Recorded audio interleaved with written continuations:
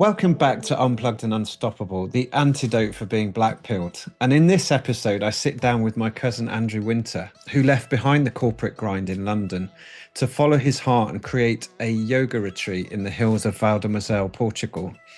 We dive into his family's year-long adventure through Europe, the challenges and triumphs of building a new life, and the profound transformation that came after the loss of his wife, Voni. It's a conversation about grief, courage, and the power of community in shaping a life that's aligned with purpose. And this story beautifully mirrors the mission of Unplugged and Unstoppable, which is to awaken, empower freedom-seeking, conscious rebels who want to step outside the system, reclaim their time, and build lives rooted in passion, freedom, and impact. And Andrew's journey shows us that self-discovery often begins when we unplug from the familiar, that nature and stillness can spark profound growth, and that following your dreams, no matter how bold, is the ultimate act of liberation. So if you've ever felt the call for a different way of living, this conversation is proof that you're not alone, and that a life of freedom, healing, and transformation is closer than you think. So Andy's socials are on Instagram under Vale de Moses, and his website is valedemoses.com. So let's get on with the show. Let's meet Andy now. To the podcast, my dearest cousin, Andy Winter. How you doing, bro? Cousin, I'm really good. Thanks, Robin. It's lovely out here in Portugal. We get long summers, so it's 30 degrees still here today. Is it? So yeah, I know that's the wrong thing to say for you guys listening in the UK or into Northern Europe, but it's one of the perks of living further south in Europe. Brilliant. It's been a long time since we've seen each other, and this podcast is probably going to be a bit of a catch-up as well, where we get to learn about what's going on in our families and our businesses.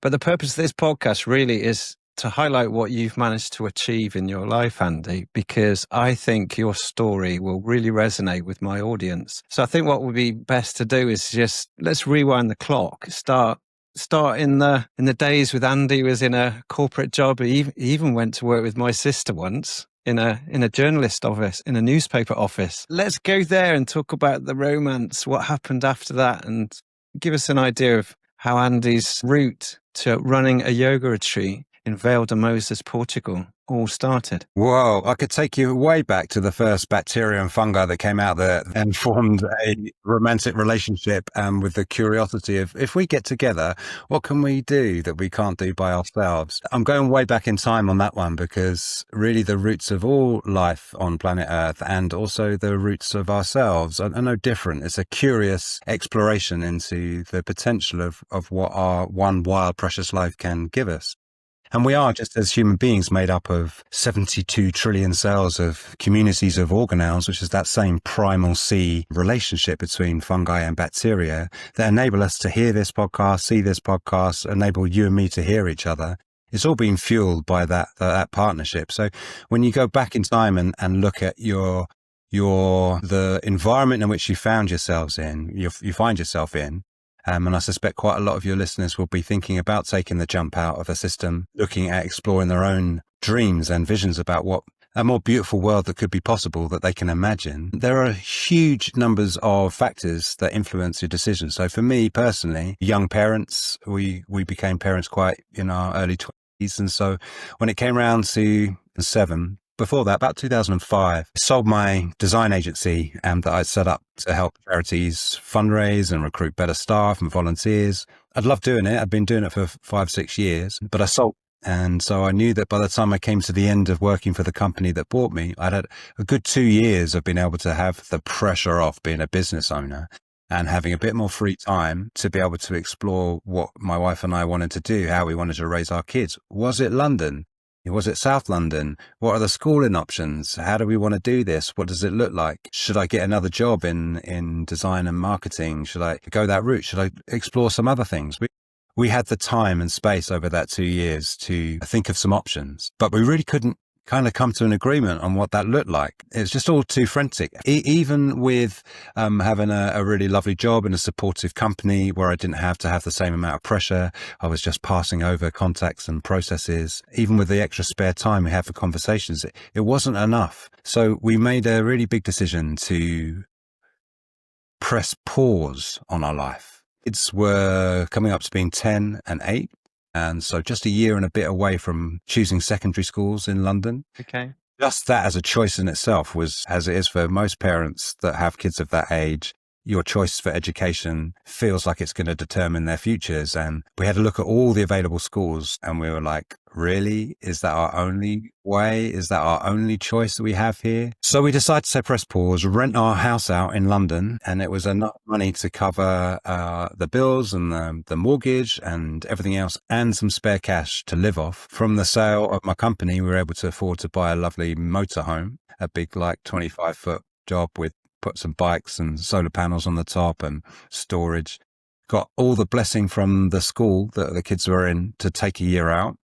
And they told us travel for a year would be amazing. And we set off early 2000s, a ferry to France with no plan. Nice. Just simply spend a year looking around maybe some other European cultures for a better place, a better environment, a better lifestyle, without really knowing what we were looking for. Okay. So we didn't have the plan. The 10-year plan wasn't written down. The 5-year plan wasn't written down. We had maybe, we better get enough stuff together for our trip all over Europe. But we did have a way of deciding how to communicate with our friends and family as we went. And this is 2007, before smartphones. So yeah. We set up a blog and we called it the Poop in Europe Tour. And the aim of the blog was to share as many stories as we could of our dog called Moses pooping in as many European countries as we could get around in a year. So there'll be links, I'm sure, in the show notes to that blog, and you can kind of go there with us and see Moses, our golden retriever, pissing in front of the Eiffel Tower and taking a dump in front of the Leaning Tower of Pisa and getting himself in all sorts of mischief as well. Can I just pause you for a second? Because I remember Vanetta saying, I want to do acupuncture and I want to do yoga and I want to do alternative treatments. She went off and studied before you went? Yeah, that's right. So just in the turn of the millennium, really, she was a qualified many things, anthropologist, community youth worker, and she'd already begun working with homeless women organizations in London. We both had our kind of fledgling careers.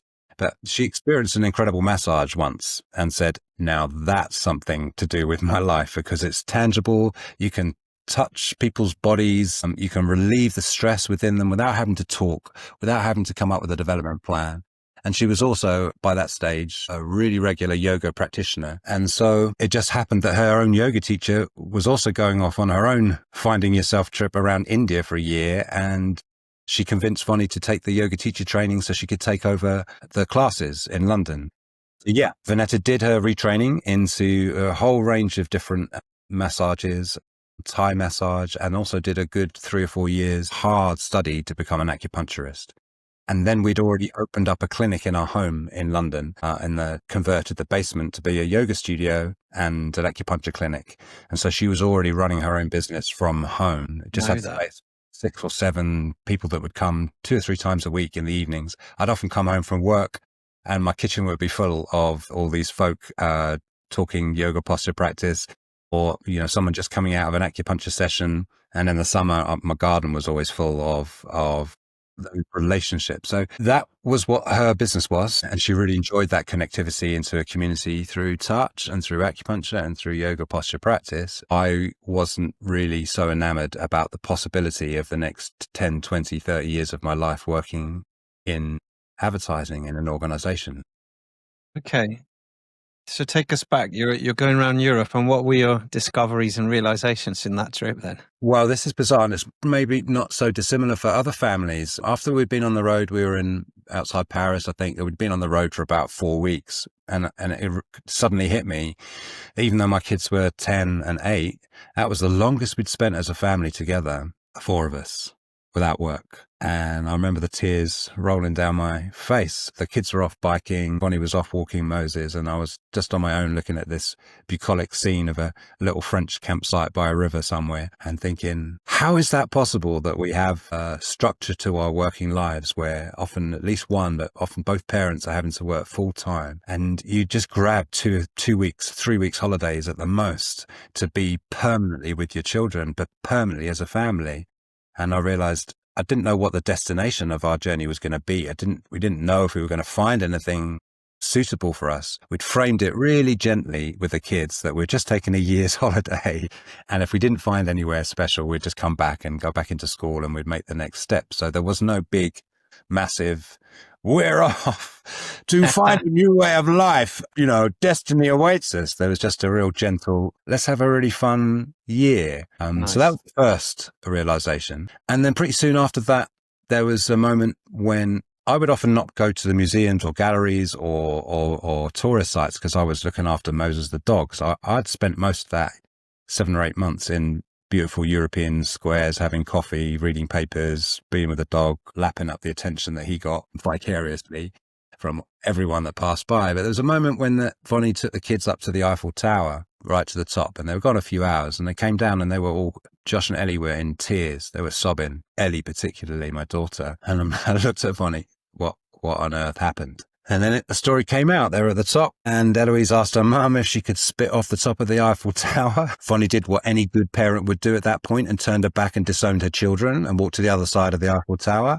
And so Josh and Ellie leant over the side, let a little gob out to the bottom, traveling all the way down. And then halfway down, Ellie had this realization. My spit could kill someone. It's just going to keep speeding up, and it's going to hit someone on the head and they might die. So we spent the next 2 days exploring terminal velocity and the physics of that to reassure her that she really hadn't put anyone's life in danger, but maybe the social boundaries of spitting in public, especially off the top of the Eiffel Tower, are not ideal for you to feel good about yourself in a public space. So I realized quite quickly on that just one tiny scene, and there were literally thousands that happened on our trip around Europe, how powerfully educative it will be to share travel with your children and as a family, how you're learning constantly, and how curious children really are outside of the school system. Even by that age, they were already developing a story that said, I need to learn to impress a teacher, to pass a test so I can get onto the next level of education, so I can impress another teacher to pass another test, and that just unfolds year by year. About a month into the trip, we'd got all the curriculum that they needed, and we kind of divided up the days looking at beautiful sites, learning French, Italian, Spanish, cultural history, arts, everything. It was ram-packed full of educational experience. But maybe 2 months in, Josh was doing his maths homework and he gave me the book to mark. And I was like, I don't know some of this maths already. He's only 9. I was having to look up the answers in the back. And then I just said, Josh, you can look up the answers in the back. You mark your own work. And I handed him back the book. He threw a wobbly, a silent wobbly. And if you've ever had young kids around that age, you know how powerful a silent wobbly is. He was furious. He said just one thing. He said, what is the point of me doing all this study and work if you're not even, as my dad, even going to bother to take the time to mark it?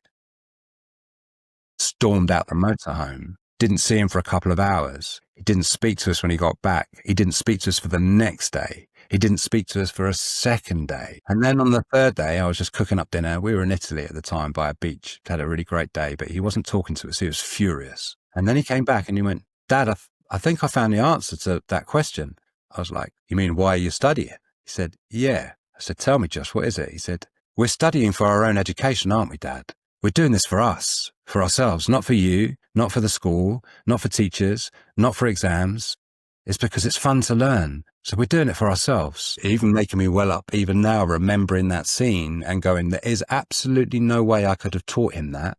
There's no way I'd even articulated that. But as a 9, 10-year-old, he had found that answer for himself. The next 3 months, he chewed through 4 years of maths syllabus, downloaded GCSE papers, did them 95%. He absolutely flew that curriculum because he was running at his own pace. He didn't need to check answers. He knew the answers. He was just straight through because he'd found that the reason for education was for his own improvement, for his own satisfying his own curiosity about how things work.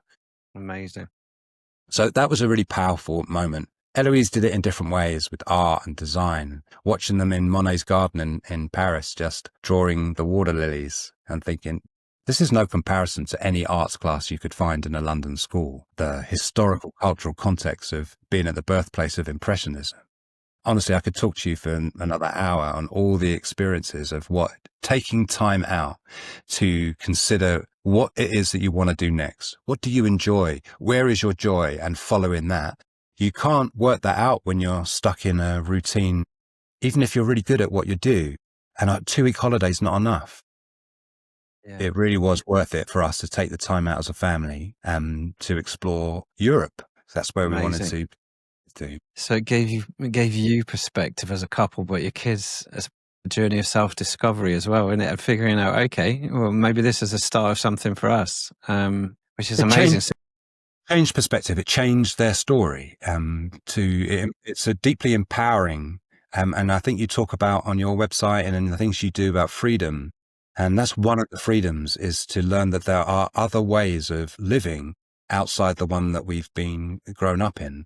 And sometimes you have to move and travel to go and experience other points of view and other perspectives. Even if you decide to return at the end, you're better educated, you're more informed.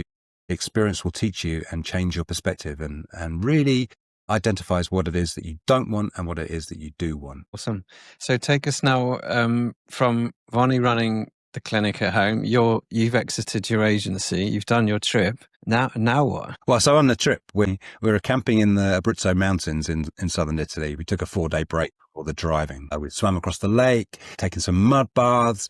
There was no one there apart from the local shepherd that would come past with his flock of sheep in the morning. Kids were camping outside in tents. Me and I were in the motorhome, doing bike rides every day. It was bliss. Up rolls a black tinted window Mercedes van. Out steps a stunningly gorgeous young woman who's an exotic dancer and has just come back from a weekend in Rome, and had also just come back from 6 months touring Portugal with her boyfriend, looking for potentially another way of living, just like we were. And we had dinner together, and she took us by our cheeks. She's from Corsica. She said, "Guys, you've got to go to Portugal. It's a beautiful country." It wasn't on our plans to go to Portugal. Didn't really know anything about it. Our plan was to go through Italy, maybe go Greece, up through Balkan, maybe up through Germany, into Scandinavia, Scotland, Ireland, back home. That was the kind of general route. So we decided after that to take a detour and head to Portugal instead, on the advice of an exotic dancer from Corsica that we shared a dinner with. Who could you refuse? I think I once heard it put like this, Robin, and it's probably an old adage you're very familiar with, but when I was a young man, working out what it is that I wanted to do with my life, someone I really respected and trusted told me this: it's much easier to move steer a moving ship than to change direction in the harbour. And that's such a simple analogy, but when you move, like, you recognize that things are stuck, you want it to be differently. What do you do next? Often just to go on a trip, just to change your perspective, just move in any direction. It doesn't have to be the right direction. Just get out of the harbour. Once you're on the open seas, Yeah. you are facing the opposite way in an instant. But you try doing that in a harbour when you're stationary. So flowing in the movement of travel, experiencing new things, will enable you to see what your story is. And you will meet people on that journey, roll in new experiences, the things that give you joy, find support and conversations to people that will guide you through the dilemma of trying to work out a plan of what it is to realize your vision and your dreams that you think are possible, but you're not sure. She was just one example of many people that we met. We also met a lot of other families. We met some old folk on that trip around Europe, retired folk, and consistently they'd tell us the same thing. And they were from all over the world and coming to travel Europe in their 60s and 70s. And they all told us the same thing, amongst other things in their story. We wish we'd done this earlier. We'd wish we'd just upped and gone earlier. We'd wish we'd given ourselves the freedom out of what we thought was our social responsibility to pay our mortgages and to continue in our careers until we were retired. And we're loving it now in our 60s and 70s. But man, you guys are in your mid-30s. This is the best time to do it. Amazing. I love it. So you didn't have a sat nav then. You probably had a map though. So Garmin, you did have one. You set the Garmin off to Portugal. Yeah. Tell us about your Portuguese chapter. Yeah. So after meeting the exotic dancer in the Abruzzo Mountains, we headed back and through Italy, stopped off at a couple of retreats we knew, did a retreat ourselves with Voni's teacher, had even more conversations, traveled through south of France, up through the Pyrenees, across the northern Costa Verde of Spain. And then in Bilbao, we got robbed. We went to a surf competition, parked outside a restaurant. When we came back in the evening, they took everything. Documents, hard drives, all the photos we had when the kids were small, computers, phones, wallets, money, cash, the whole thing just absolutely rinsed us. And that was earth-shattering, I think, if you've ever been burgled like that, but especially when you're on such a beautiful journey that we were on, that we really sunk quite quickly in that. Yet, the waitress in the restaurant opposite, when we went in just to say what happened, super kind, super compassionate and understanding, realized we had no locks on our motorhome because they'd been busted. And so after work, we waited for her and she drove us to her apartment condo complex where we could park inside locked gates, and she made us dinner. And I remember that feeling of, even though the rubbishy, crappiest things can happen to you, it really is amazing how through those experiences, you also get to experience the kindness of strangers and the generosity and protection of strangers that we would never have had the chance to receive if we hadn't have been robbed blind. But we had to sort out insurance and get, replacements for everything. So we had to stay in Spain a couple of weeks, but we did have a kind of, we need to get out here. Let's get to Portugal as fast as we can. But the Spanish culture and Portuguese cultures are very different. The Spanish people are beautiful. They're expressive. They have to tell you all the time how they feel. They communicate continually. They create. It's an external creative. They tell you why their wines are the best in the world and why they are the best in the world, continually, relentlessly, all the time. Lots of empathy, lots of heart. It's heart energy. Bam, bam, bam. It's loud. It's noisy. It's expressive. Portugal is the polar opposite to that. It's not expressive. It's quiet. You don't get to hear or see or feel what it is, the Portuguese culture. So you feel that. I don't, if you've done much traveling, Rob, and you know that when you cross a border into a new land, something happens. It's a fictional thing. It's not, some have walls and barriers and gates, but mainly it's just a line on a map, and you're no longer in France, you're in Italy, you're no longer in Germany, you're in Holland, you're no longer in wherever it is that you'll travel through. But suddenly other images appear in your consciousness, films of crossing from France to Spain. Suddenly there's bullfights, and there's all the cult Spanish films and the literature that we've seen and the artwork and all the famous artists that have changed art history all come into your mind as soon as you cross over the border from one country to the other. We crossed into Portugal, nothing. Okay, interesting. Mourinho, Vasco da Gama, I knew nothing about Portugal, but sensed something very deep that I had never sensed before, that the land itself was welcoming and that really wanted us to be there. And as we drove through it, almost a sense that the land was speaking itself, like, we can see you, we know you're here, pick me, pick me. And there's a scene from Shrek where the donkey's jumping up and down, asking Shrek to pick him for some quest. He's jumping up in the background, pick me, pick me. That's kind of how it felt as we were driving through these remote landscapes. And I'd never experienced that ever. So Portugal called us, felt really curious, was really intrigued. What is this place? What is the culture? Who are the people? Why is there such a friendly welcome? Why do I feel so at home here? Went to write up our blog on the first or second day we were there. Went in, no smartphones, went into an internet cafe, remember those? Uploaded our photographs to the modem, and I was writing out my story. Voni was looking on the website searching for houses, and then I get a thump in my arm. I'm like, babe, what are you doing? I'm doing something important here. I'm writing our blog. She turned her screen that she was working next to me, and there's a site she's found listing all the properties for sale, lots and lots, hundreds in central Portugal. And I'm like, wow, that looks amazing. Wow. At the bottom of the list, there was one called Moses, the same name as our dog. Okay.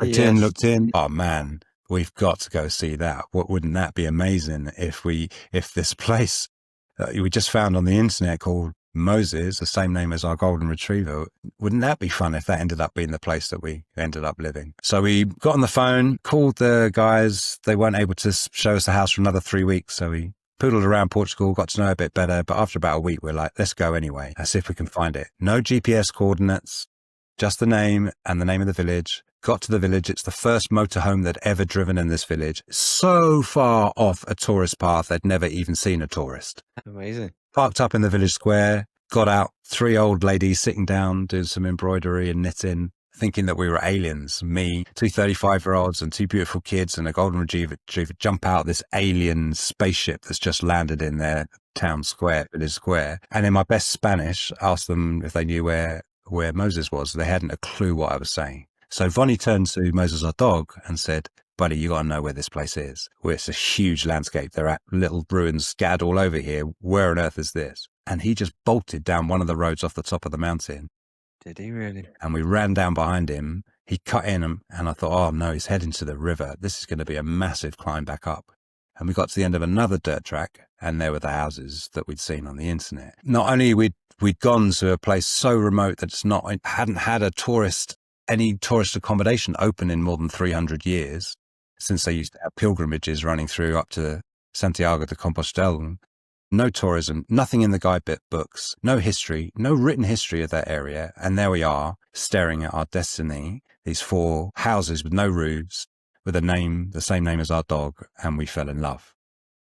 Wow. And decided. So tell us about that feeling, because something must have moved in you to give you the inspiration to make that initial step. I mean, you said right at the beginning of this, you didn't have a plan, but you got some momentum, you made a few course corrections, and now I'm guessing you're allowing a prompting to guide you into a monumental decision. So talk us through the next few hours and days. Yes, you've got to understand, every day of that Poop in Europe tour, we're going with hearts and minds, spirits wide open. Every town, every village, you're overlaying on top of what you're seeing the potential of raising your family there, living there, working there. And we knew that we probably could run a yoga retreat. We'd seen others working. Voni had all the skills to do it. I, like you, also had work experience early on as a chef. So I could cook, she could teach and treat. We'd seen other retreats and knew probably that's what we would end up doing. But it wasn't our primary objective. Our primary objective was escape London, escape the UK culture, search for another place where we could sustainably raise our children in safety, in beauty, anthropologically learn a new language, learn new skills, live a more simpler life that didn't cost so much of our energy or of our time. All of that is illusionary. It is all in the dreamscape. None of it's based on actual lived experience. So it's all in the imagination space. One might dare say, as Edison says, vision without implementation is hallucination, but it's definitely dream space. 7 months into our journey, we'd got a fairly good idea of what we liked and what we didn't like. I thought it would be by the coast because I love the sea and the beaches, but the coast around Europe is chocker full of people. No one sees you, really. You move up into the remote mountain towns of Spain, France, Italy, and the people there, they notice you. They stop and talk to you. They see you. They treat you as a human being. You're not just a tourist on their way through. They're more open, they're more generous, they're less guarded and protected like the people we found at the coast. And so we didn't know that when we set out. So we kind of realized that maybe mountains rather than coast were where it's at. And seeing all the different landscapes and all the ways of life that you find in remote rural Europe, stone walls, orchards, crops, animals, what we would often derogatively call as peasant existence, the happiness and contentment and generosity you experience at the hands of, and the welcome you get from those people is you never experience in London. And so the mountains were drawing us. So when we found a place in the mountains with the same name as our dog, we were like, okay, let's go. You're talking about how do you make that momentous decision? We knew we wouldn't have been able to make it on a 2-week holiday like they do in those House in the Sun type programs. You get 3 options when you go out for 2 weeks holiday and you have to pick. Here's your new life, pick. No chance. Maybe yourself or as a couple, but raising kids, I felt irresponsible to do that. So we'd already taken the year off to properly look at what it is that we wanted. Yes. So when we found Moses, the place and the valley, 5 hectares of land, 2 rivers running through it, 4 ruined houses, old stone houses with dozens and dozens of terraces that clearly had been productive in the past, with olive trees and fruit trees and grapevines still producing grapes and olives hanging on the trees. I can only tell you that when you're in that practice of opening up yourself to the signs, yes. Maybe another way of describing it, Robin, is when you go and buy a new suit for the next wedding you've got to go to, or the next job interview, you don't just maybe get the first suit you try on at the first shop, do you? You'd go to a few, just try on a few. How does this feel? That's kind of what we were doing with the French culture, Italian culture, Spanish culture. And we had a kind of couple of weeks with the Portuguese culture and went, actually, this is fairly comfortable so far, even though we're naive and don't know anything about it. Okay. One of those signs, Robin, and I know this is off field and not everyone has these, but if you've ever done a road trip, you've got a soundtrack that accompanies it. And for us back in 2007, one of our songs we always used to go to make ourselves feel good that seemed to capture the essence of what we were doing was Snow Patrol's Chasing Cars. Beautiful lyrics, I love Just it. lying in the garden, forgetting the world for a while, and making dreams come true. Beautiful. We're driving up to Amieri, the village, for the first time, not knowing where the places we're going to see, not knowing anything. 3 minutes out, on comes to the radio station that tune. It's like hairs on your arm pick up, and we look at each other and going, I feel like I'm living in my own film. Then Amazing. Moses, the dog, finding the place for us. Also, it's tingly. Rock into the town that night for some dinner, park up. Someone walks across to us to say hi. It's a rural little village town. No, before that, we go to the blog, internet cafe, free internet in the town, open up the home screen. There's a picture of a yoga posture practice on the home screen of the council website in this far out town called Oleiros. And there happens to be that week a yoga retreat happening from a lady that was born in that town, but had emigrated years before and had grown up in Lisbon. And she was running a retreat with her teacher in that town for the very first time that week. Contact number, phone call, she speaks English, hook up for a coffee. I could list you maybe a dozen of those serendipitous coincidences, each one of them more magical than the first, that really reassured us we'd found the right place. I was reading the synopsis from a book called The Alchemist by Paulo Coelho, and I think one of the principles in there is follow your dreams and the universe will help you, and it just certainly feels like that. And these are kind of winks from the universe, or synchronicities, I like to call them, little syncs. Lovely. Now, I've got to recall now the very first blog you wrote. I think it was your first, because I remember reading it like 15, 20 years ago, thinking, here's my man. He's recognized the signs of Babylon. And I thought very far-sighted of you, because I think my kind of recognition that things weren't moving in a great direction was a couple of years after yours. Yeah, around about two. First post was actually titled Jumping Out the Matrix, and I put a picture of Neo on the front with the bullets coming at him and a hand going, no. It really did that sense of, and another scene from the Matrix 2, when he becomes aware of the Matrix and he has to get a machine into his belly to take out the whatever it is that's crawling around in his belly, tracking his every move, and he wants to jump out of a car and run down the road, and Trinity grabs his arm and says, don't do it, Neo. You know what's the end of that road. You've been there before. And that was very much before we jumped into the motorhome and went for a trip around Europe. It was very much that road well trodden, Yes. archetypal story of family, 2 jobs, putting the kids through school, trying to make the family work, taking holidays now and again, trying to make the best of a scenario. And I just felt we all felt there might be a bigger adventure waiting for us if we took the leap. And so interestingly, Robin, that first blog post, we wrote out what might be possible. It all came true. Everything we wrote in that blog came true. Everything we thought might be possible has happened. And recently, looking back at my life, looking back at all my various hopes and dreams for the different stages of my life and our marriage and, the kids' lives and everything else, pretty much it's not followed a script, but it's happened according to what we imagined could be possible. So the question arises, what else can we imagine? Really, if we then are able in the little things to be able to implement a vision, why don't we just dream bigger and not just of our own lives? What about our communities? What about our school system and health system and politics and ecosystems? What if we imagine utopia and then bit by bit build it into place? So I know I'm fast forwarding the story here, but next month I'm standing for local elections here for my local council. That you don't know about, for an independent party formed here called Oleiros, joining up with other like-minded kind of people that feel the same, that there really is in a small, remote community such as ours, nothing to stop us putting in place vibrant care for elderly people, stimulating educational systems, everything that you need to put in place from the state side to enable potentially utopia to grow. So I know that's the end of the story and we've got a big chunk still to cover. Don't worry about it. I'm excited and inspired by that already.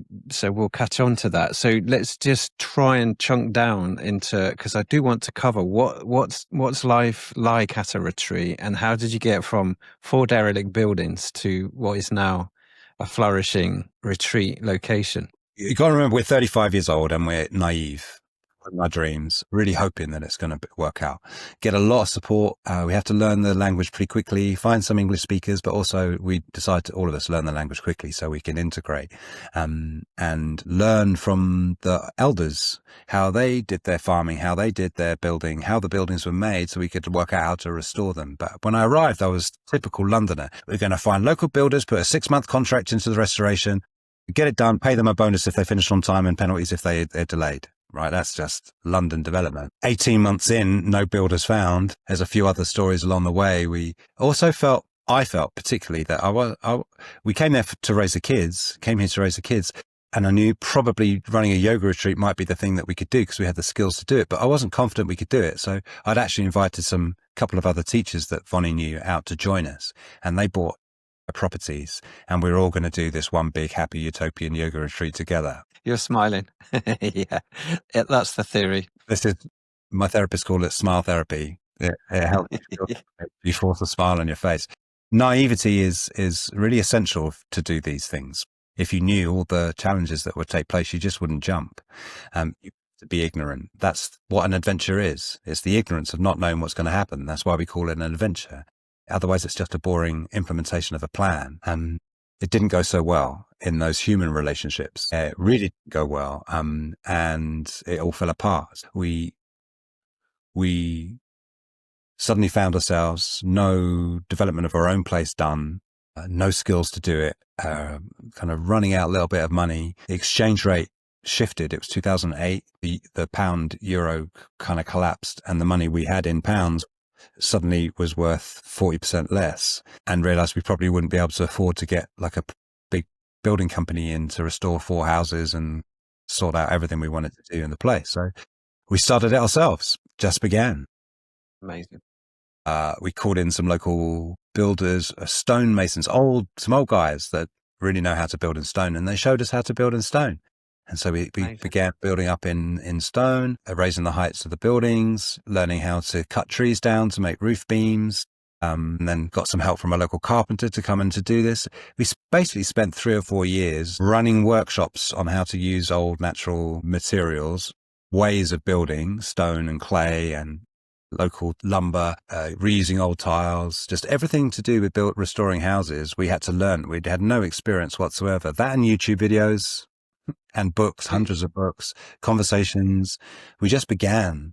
And it was like going to a course on all these things, but at the end of the course, you get a little bit more of your house done. So they would help us for a couple of days, and then we'd do it all for the next 3 or 4 days, and then they'd come back in, take down some of the things we'd done because it was rubbish, and we just learned as we went. And at the end of 4 years, we'd restored 4 houses, and we'd run out of money. So then what?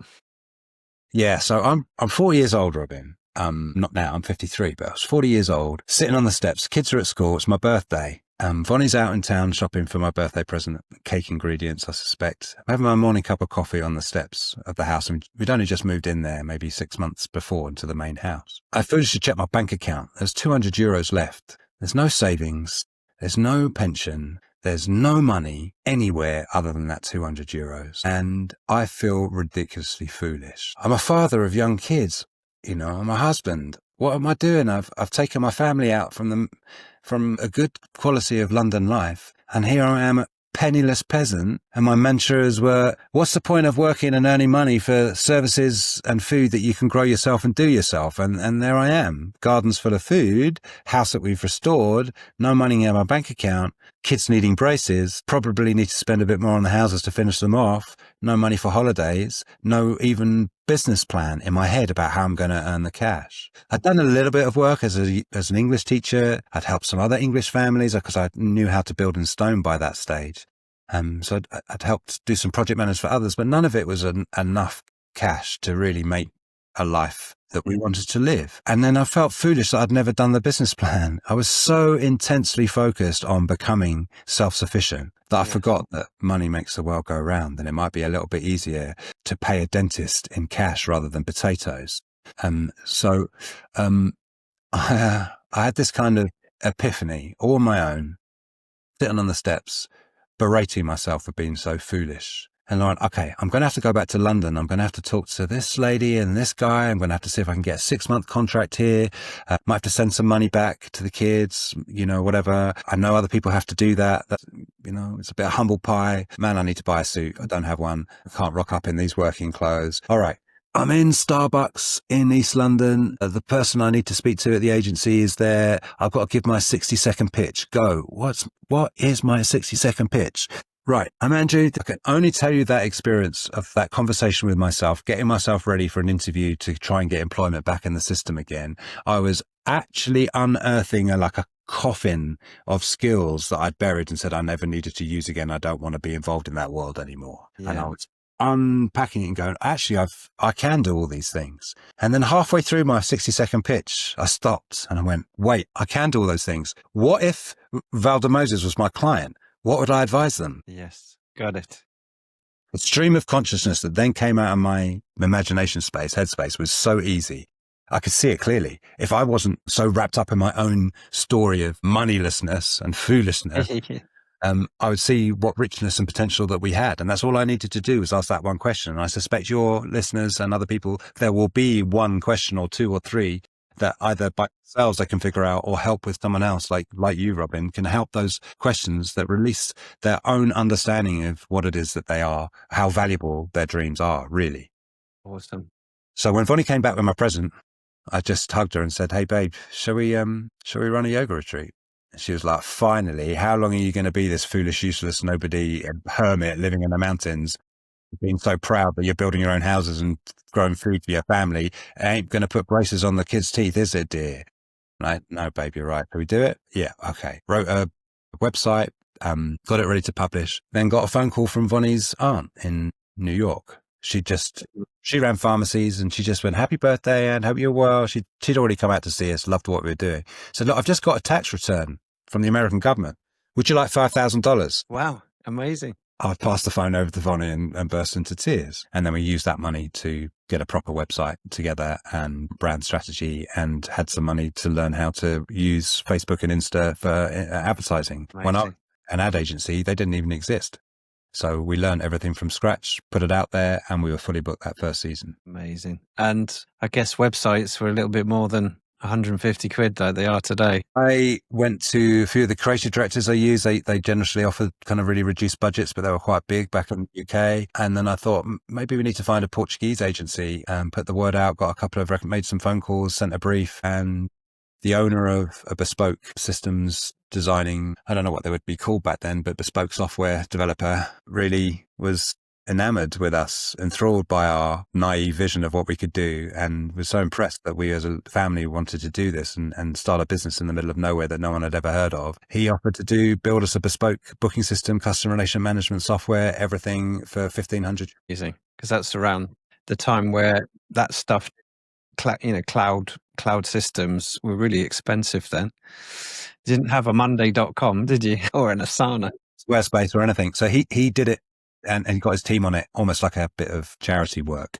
And they were fabulous because they weren't doing it for the money. They were doing it to help us succeed. And they worked with us for 3 or 4 years. That's so good. And then they advised us, you don't need us.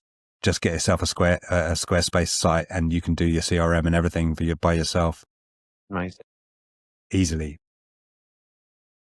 So let's talk about some of the accolades this business has won. Like over the years, I've seen some great press releases. You're in the Telegraph, you're in the Guardian, you're in some glossies as well. You were obviously skilled at getting some marketing pieces done, but it doesn't come free. You've earned the right to be in there. So tell us about your journey.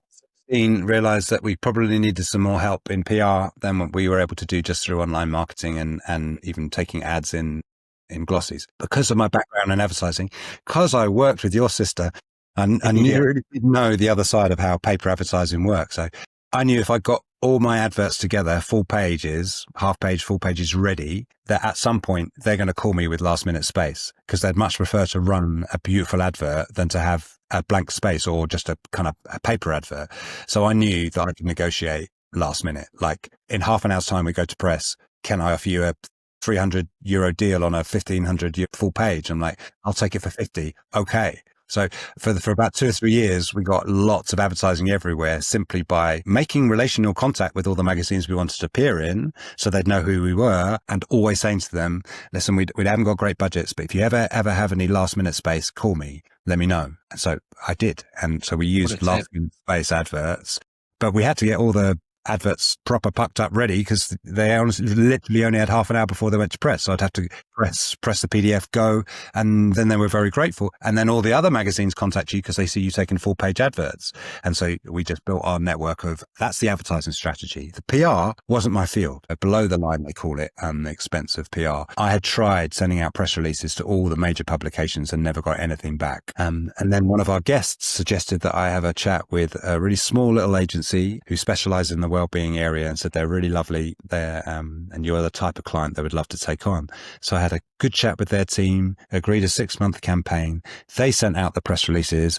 Suddenly we had interest from everywhere. And then it's the way you get in those listed by those magazines is they send out their reviewers, like restaurant critiques, really well-seasoned, traveled retreat goers to come and experience it. Obviously, you're giving them a free place, but they're coming to evaluate it. Seek it and write a couple of lines or write a full praise print, or if you're lucky to get included in their various lists of what they recommend as the best retreats coming up this year. And so we were quite fortunate that we were included by Forbes magazine in the top 5 European retreats, National Geographic as well. I think the best 5 or 10 retreats across Europe, we were in their list. The Guardian listed us 2 or 3 times as the top 25 retreats in the world, and pretty much most of the yoga magazines. Once we got that kind of exposure, all we had to do was make a phone call to the editor and say, come out. And it wasn't even the journalists that came out. We hosted the editors so we could have proper conversations about the industry, about what was going on in the yoga world, and about why spending time in a remote, not glossy place, because we weren't a 5-star hotel resort. No. Just a family home. As I said, it's the 3rd time I've used the word, but it's simple farming peasant life. We didn't invest into turning them into suites. We just put roofs on and electricity and plastered the walls and painted them, put in some nice furniture. But it's not a hotel. The confidence that we knew when we were putting it out there was spend a week or 2 in this valley landscape. You'll feel different about yourselves because we'd have. And the silence and the quiet and the relationship with the rivers and the wind and the trees and the bees and the birds and the fauna and the mountains and the rocks in quiet, still, meditative, relational conversation will form your perception of yourself and your own story, that quiet, tiny heart voice that never has a chance to be heard in the busyness of your life will be able to be heard when you spend time in the rich, lucid intimacy of being in your own presence. So the quality of our accommodation didn't matter. We had to get good yoga teachers, incredible world-class therapists and acupuncturists that had compassion and kindness built in. And we did have to run recruitment campaigns to find the very best plant-based chefs out there. We did all those things, but the basic product of spend time in the mountains and it was transformative for you, we knew would always work. Fantastic. And on the website, I can see you do forest bathing, wild swimming, walking and hiking, listening in nature, massage and acupuncture, and nourishing yogi diet food. So the top 4 things I've read out is what you've just described. I remember you saying quite a few years back, you had interns queuing at the door wanting to come and work for you. Why is that? And what was that all about? We had a volunteer program. We had a big team, 15 people, back pre-pandemic, having a 42-week back-to-back retreat season, welcoming 500 paying guests through the year. We needed a team of 14, 15 people every week to make sure everyone was seen and noticed, and that the yoga teachers had the support they needed to keep the shala clean and tidy, and the needs of everyone in the yoga shala looked after. The chefs needed assistance to tidy up and clear up after each of the meals and get everything reset for the next day. The hosts that were looking after the well-being and the experience of the hikes and all the things that people could do, they needed support as well. So we just flooded our team with kind human beings. Some of them paid, and some of them came to learn more about how to teach yoga on a retreat, how to cook food for a retreat, how to host people on a retreat. So we'd have 2 volunteers every month through the season to learn and to work with us. And that was lovely to do. We don't do that anymore though, Robin, because post-pandemic, we had a chance to reevaluate the way that we were running our business. And my wife and I decided that it was best. We we didn't want to run so many of our own retreats. And so we just put it out there to the yoga world and said to teachers and studios and retreat leaders, hey, would you like to run your own retreat at Val Moses? Bring your own group. We'll feed them and look after the gardens and the spaces. But we'd already welcomed more than 4,500 people from 85 different countries and served that retreat experience for more than a decade, 12 years or so. And we felt it was time when we reopened after the pandemic to do it on a gentler model for us as a family. And our kids returned from university and now our grandchildren are there and living. So I just wanted something quieter, simpler, without the responsibility of being the ones that have to make sure that the well-being transformative journey of their time in nature is money well spent. Now that's not so much up to us. It's up to the retreat leaders that bring their own groups. They run the program. We just feed you. Which brings me on to the idea that the Unplugged and Unstoppable community would love to find a space with you next year. And I'd love to be a host of a retreat. And the format is pretty much what you offer, but I'm going to bring a bit of a business tilt to it when we create the package for it. But I'm super excited that September next year we'll be sorting out a 5-day stay with you. So that's going to be so exciting. Yeah, it really is lovely for all the groups. They're coming for different reasons now, not just yoga, but there are some corporates that will come through for doing their various objectives. There are shamans coming from South America to run ayahuasca retreats and psilocybin mushroom retreats and other explorative ventures. We're not running any of that. They just privately hire the venue and run their thing. But what the experience will give the people that sign up to come with you is not just the 5 nights at our place, but if you fly in Thursday or Friday night to Lisbon, have a couple of nights exploring that city. I promise you, by either Lisbon or Porto will deal with a lot of your anxieties of where you're coming from, because Southern Europe runs on a different vibrational frequency. It's way chiller, more relaxed. Just sit in a cafe and watch life go by for 24 hours. And then when you're ready to come up to the retreat on a Monday, you'll already be relaxed, ready to engage with whatever program you want to run, Robin. We've also had business leaders come through for various developmental experiences. We've got super fast Wi-Fi in 3 places across the site, because we reckon even though people are wanting to unplug, you have responsibilities. You've got kids maybe that you need to be emergency contact. You might still have to do a little bit of work and still a bit of communication. But we advise everyone coming through, you can flip your phones to airplane mode and you turn it on when you're ready to communicate. And if you need to do a business meeting or have a conference call, there's super fast Wi-Fi and places for you to be able to do that in the context of you also retreating. So it's not like you're going to the middle of nowhere and you're going to be cold turkey and everyone's going to be judging you if you pick up your phone. It's not that. It's just you'll have time to really focus on the things that your program will offer, undistracted time. And then time between your program to go for a walk, a run, a cycle, go and walk down a path that's been walked for 300 years by people carrying corn on their heads 3 kilometers to a mill. And then at the end of the day, having to return with that flour on the back of their heads and they're 12 years old. It will put your current life in context. It's like time travel. And you'll get a chance to speak with the trees. I know that might sound a bit hippie and weird to some people, but not just speak with them, but hear back. I really have noticed that over the years with so many thousands of people that come through when we've invited them to do that. Quieten your mind, bring your attention to your breath, go and say hello to the river, dip your toes in, fully immerse if you want to, find a place of stillness, share your heart with the river. Maybe what comes back, maybe the next thing that appears in your consciousness, in your mind or in your emotion or in your imaginary space, maybe that has come from the river herself. Maybe it's come from the olive tree that you've just introduced yourself to and you're sitting there in quiet, blissful emptying of your mind so that you can listen to the olive tree's leaves rustle as the breeze blows through it. We've really been impoverished in our education to think that the world around us is inanimate. Everything has intelligence and sensitive intelligence at that. And so when you tune into the intelligence that exists all around us in nature and you give yourself time free from your usual responsibilities, go on a retreat, go on a structured program that you're offering, Robin, and you will 1,000% guarantee that you'll come away with something really precious that you wouldn't be able to find on any other course. That's so beautifully put. And something that came to mind about 6 months ago was someone I observed saying they went on a grief retreat. Now, I know both of us share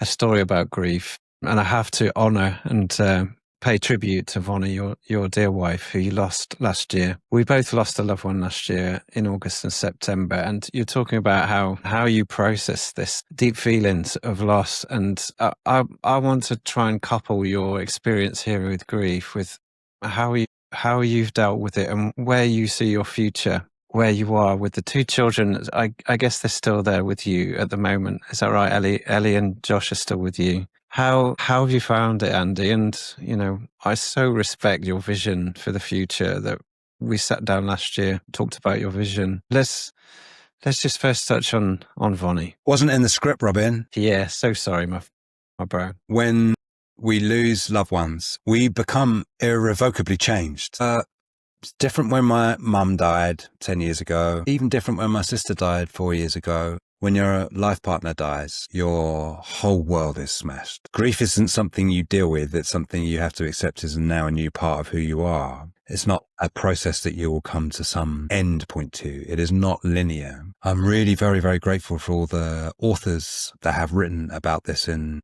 full details about the messy journey of what grief is. But for me, I can only tell you that my heart has been burst wide open, smashed into a million pieces, and almost instantaneously the remorse feeling of all the people that have come to retreats at our place over the years have come. Many of them have come because they're in some stage or other of dealing with grief and they need to deal with it outside of their worldview. And I've always been very sweet, but I've not empathized because I've never experienced that level of grief. And I kind of look back and shudder maybe at some of the ways I would encourage and placate and say, it's all right. You're here. It's going to be better. It must be so horrible what you've been through, but it's, encourage. And actually all you need when you go through that is for someone to sit next to you and go, that's just the shittiest thing in the world. And how are you even managing to deal with it? You just need good friends to support you. And I'm very blessed to have those around me here. And as a family too, we've been super supportive. The kids have lost their mum and I've lost my wife for 30 years. I'm still learning a year on how to navigate just daily existence without the navigational compass that she was, the beauty that she was every day in my life. Most days not wanting to be here, Robin, to be honest, wanting to be where she is and kind of wishing the next 30 years of my life would fast forward so I can get to see her again and be with her again in that way. But it is recognizing that it has changed me, softened me, and am reaching out into the spirit realms, almost like prayer, to talk with her every day, to try and listen in to see if she can guide me with advice, seeking her out in the dream space. I signed up for an eternal type of love to the very end. And I didn't mean that my own physical life, my own life on this planet. I'd kind of signed up for, we're going to do this forever. So she's not with me now, but that in that way, physically sitting by my side, correcting me in this podcast as she would normally be, or giving a different version of events from her beautiful perspective. But that's not quite true, is it, dear? This actually happened like that. Oh yeah, that's right. But all her beautiful compassion, grace and wisdom that she would so generously share with everybody, and obviously most of all with me, that tenderness I'm missing in physical form. But still hold on to the fact that we are more than just our bodies. There's something in us, our conscious awareness, our spirit, that's observing ourselves being in the body, that's observing our feelings, that's observing our thoughts. There's an observer in there. There's a conscious awareness in there that must outlive this physical body. It might not, but I think most likelihood it will. And therefore, in some sense, we might well have chosen to be here in this form. We might well have chosen our own parents and our own circumstances to curriculum that this particular life encounter and incarnation gives us. And all the wise old ancient teachings suggest that the curriculum that we're here to study is love. How do we love everything around us with a full passion? How do we show up with full energy? How do we live within the limitations of our physical bodies while essentially at our core being spirit, being essence, for 70, 80, 90 years. I wanted 90 years with Voni. I only got 30 with her, but it's only a temporary blip because at some point we'll be reunited. So solace for me has come from deep time perspective, which is why we started this conversation with saying it all began with the first fungi and bacteria getting together to form a cell that led to all life on planet Earth as we know it. Yeah.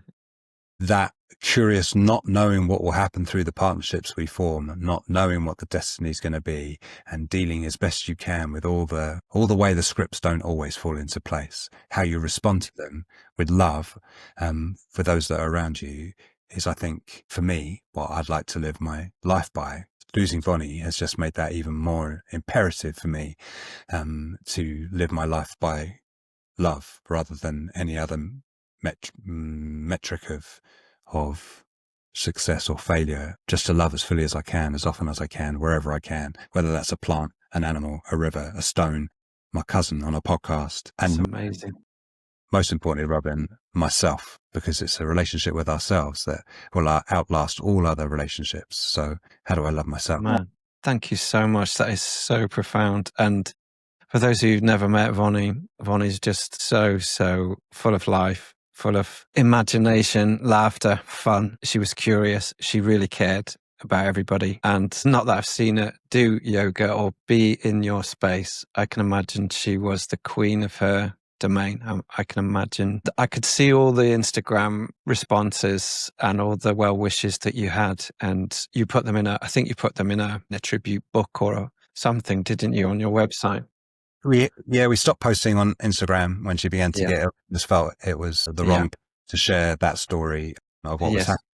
But when about 6 months after she passed, we found the courage and the words to write a blog and then sent it out to all those that know us via our newsletter. And then honestly, hundreds of stories poured into my inbox, and some of those comments are on the blog on our website, point towards the same character. People spent a week in her presence, and their lives, they could document the transformation that took place from being with a human being that saw them, heard them, put needles in the right place, taught them how to love their bodies through yoga posture practice. Now those same people that came to Vale to practice yoga for the first time are now yoga teachers and have opened their own studios, and they all cite as the inspiration. And that's happened quite a bit. If Voni and Andy can do it, then surely we can. Absolutely. Well, that is so beautiful. Thank you, Andy. And I just want to acknowledge you as well for all that you've done. And I also want to ask you about the future to kind of wrap up. Is you talked about your stepping up, if you like, and forming a group of people representing the local community. But when we were in London last, you talked also about a collaboration and some more building works and more things going on. Are those plans still hatching? Yeah, they're still emerging. My son, he's got some really big plans for buying some of the ruins around Vale and reforesting the areas damaged by fires in the recent years and by clear-cutting forestry practices.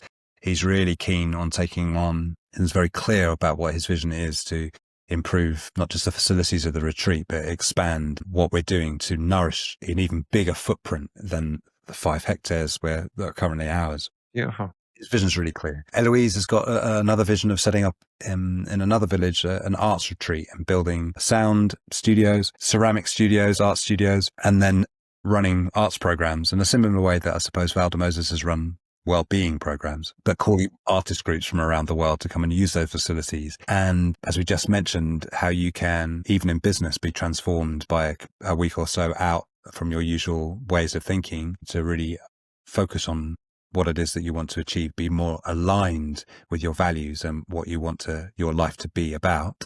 Same with artists. You get a chance in the countryside to step outside the usual stimulus and find beauty in other places. So she's got a really clear plan. Nice. Mine is going to be about flowers. I'd really like to set up, and I've written a plan for modeling a sustainable organic flower farm and herb farm in the gardens here that could expand to the whole village. Through my days and weeks and months of grief, walking my dogs around the village landscapes here and imagining what the whole village will look like if it's covered in flowers all year round, and the bees and the birds that will come, and the sustainable ecosystems and all the beauty that can come from that. That feels like a really lovely thing for me to focus on for my remaining remaining years. Still loads of visions, all sorts of visions that are there, but it's different now because we're coming from a track record of already doing it. And we know the steps that we need to put in place, and we know how important it will be for us to work in partnership with other people that share similar values, and perhaps not do it all on our own cash, and this time apply for some funds and money from all the various organs of the state that are designed to stimulate those type of projects to bring them into fruition. There's no rush on this.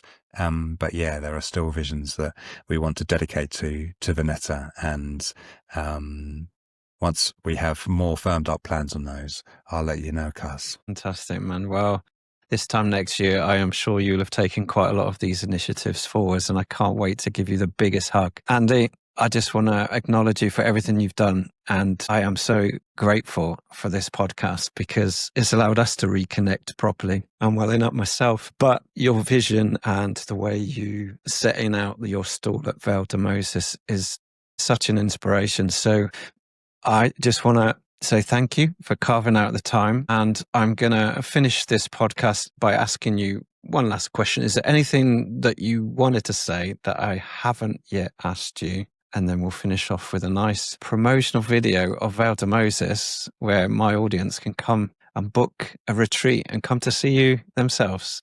Is there anything else you'd like to say to wrap up? I think for all of your listeners that are considering taking this jump out of the system, looking for a more sustainable way of living in a more beautiful environment, perhaps, just to do something different than that's currently happening, you'll have two forces that you'll be aware of. You'll have the force that's pushing you away from a lifestyle that you're clear you don't want. And you'll have the vision space of pulling you towards what you think might be possible. Those are really two very strong forces, pushing away from something and the pulling yourself towards something. And in that, you are no different to the literally tens of millions of human beings right now on planet Earth that are experiencing the same pushes and pulls, whether it's economic migration, whether it's leaving war zones, or whether it's fulfilling dream spaces. In this area where we live, we've seen tens of thousands of people emigrate away from this idyllic lifestyle that I love so much. The young people in these mountainous areas, they're leaving to live in London. They're leaving to live and work in Manchester. They've gone to live elsewhere into Northern Europe and Southern America, and they've gone all around the world to escape what they see as restrictive cultural ways of being. If you're dreaming these type of dreams of doing something different and wanting to move and find another way of earning a living that's more sustainable for you and your family and your partners and primarily yourself, you are not alone. You often feel like you're alone when you're dreaming it, but you literally are not alone. You are part of a movement, and I like to call it fugitivism. It's happening in every country, on every part of this planet right now. Human beings are experiencing the same push and pull as you are. We are fleeing the cultural restrictions of our upbringings to try and find another way of being on this planet that's different from our own cultures. For all the thousands of reasons, you are actually part of a movement. So hope that cheers you up a bit. You don't feel so alone in exploring the possibilities of what might be a different type of life. That's an amazing way to finish it, Andy. And on that note, I have to salute you as being truly unplugged and unstoppable. So here we are, guys. Here's the promo for the retreat. Get your name on the list, unpluggedandunstoppable.com. Look for retreats and stick your name on the list, and you'll be first to get the details of the up and coming package. So Andy, see you again soon.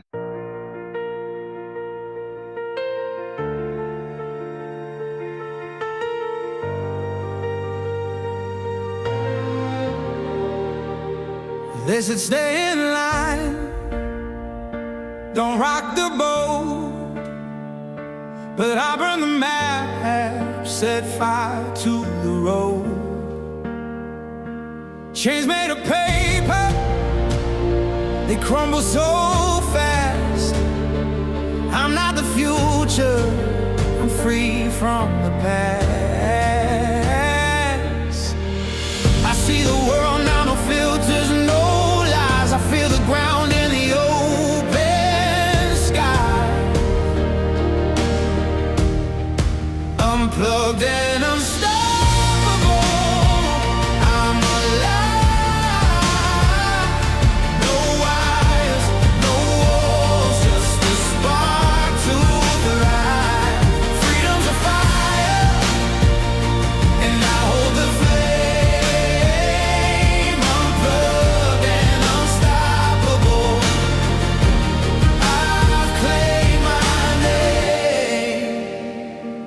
The city winds